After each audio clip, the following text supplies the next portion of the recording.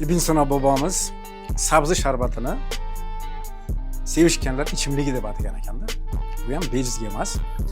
Chunki sabzida inson uchun kerakli bo'lgan juda ko'p vitaminlar, minerallar bor ekan.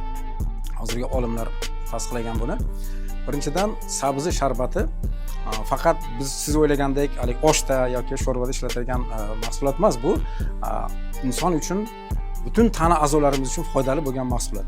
Ko'z og'riydimi, yurakmi, oshqozonmi, hammasi uchun bu foydali mahsulotda. Ayniqsa bu erkaklar uchun foydali. Erkaklarda prostata bezini har xil kasalliklardan himoya qilib va davolaydi. Mana shunaqa kuchga ega bo'lgan ajoyib mahsulot. Endi buni qanaqa iste'mol qilish kerak? Har kuni bir piyola ovqatdan yarim soat oldin ichish kerak. Endi sarxil sabzini olasiz. Sarxil yangi buzilgan sabzini olib, uni sharbat holatiga keltirib, har kuni demak bir mahal ovqatdan oldin iste'mol qilish kerak. Bir sinab ko'ringlar. Ayniqsa bu yangi uylangan kelin-kuyovlar uchun juda ham foydali mahsulot.